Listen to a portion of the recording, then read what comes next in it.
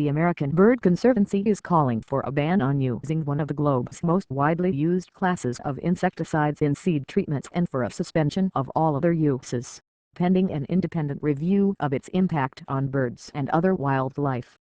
The Bird Conservancy, one of the nation's most active bird conservation groups, released a 97-page report Monday that says that independent studies of the damage to birds and aquatic ecosystems they depend upon for food raise significant environmental concerns and that the Environmental Protection Agency has been too lenient in allowing the use of this class of insecticides, called neonicotinoids.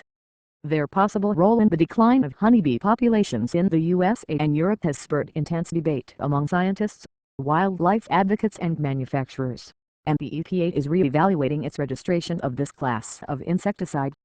The EPA will carefully consider the study results and conclusions cited in this report, and the agency's review is not limited to impact on bees, said Jim Jones, acting assistant administrator for the Office of Chemical Safety and Pollution Prevention.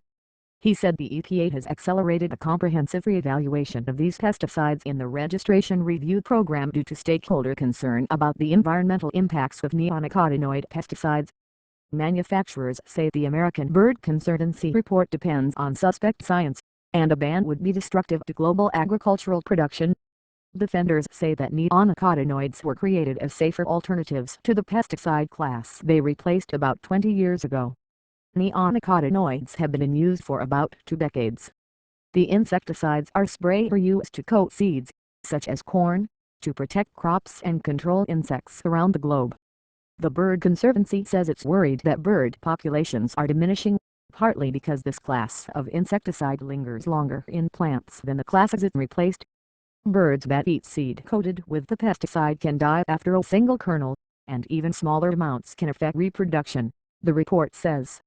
It says high concentrations of neonicotinoid have been found in aquatic food chains, from California to the Netherlands, that birds depend upon for food. It is clear that these chemicals have the potential to affect entire food chains, said Cynthia Palmer, Pesticides Program Manager for the American Bird Conservancy. She and Pierre Minot, the former senior research scientist at Environment Canada, that country's environmental agency, reviewed about 200 independent studies of neonicotinoids in the USA, Canada and Europe, and thousands of pages of EPA documents they obtained through the Freedom of Information Act. They concluded that the EPA has greatly underestimated this risk, using scientifically unsound, outdated methodology that has more to do with a game of chance than with a rigorous scientific process. There is evidence that the neonicotinoids got a very soft ride through registration from the EPA, the report says. An industry scientist disagreed, arguing that the EPA constantly monitors the effects and that extensive studies by Bayer and other major producers of the insecticide do not show adverse effects on birds. Field studies have shown that birds rarely, if ever, are affected when fed a diet with a high content of treated seed, said Mike Leckett, Senior Director of Environmental Policy for CropLife America, the association that represents pesticide makers. This seed technology continues to be an important tool in modern agriculture that allows farmers to protect their crops with increasing precision. He said farmers, using GPS and other recent advances, have vastly limited the areas where the insecticide is applied. Leggett said the EPA conducted a thorough review of risk to birds and other wildlife during the registration of neonicotinoids and continues to assess the risk of these and all plant protection products on a recurrent basis.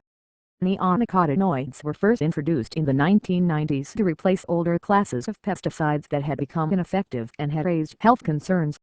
The Bird Conservancy's Palmer said she and Minot found that EPA scientists raised red flags but neonicotinoids were approved anyway. What we are telling EPA is that their own research yields some quite significant results that they should be looking at, Palmer said. Minot acknowledged that he and Palmer were calling for drastic action, but what they found in the scientific studies should cause the EPA to be shaken quite radically in its oversight. A transition away from the world's most widely used insecticides would not be easy and would have to involve a lot of hard work by a range of disciplines in coming up with alternative products and processes, he said.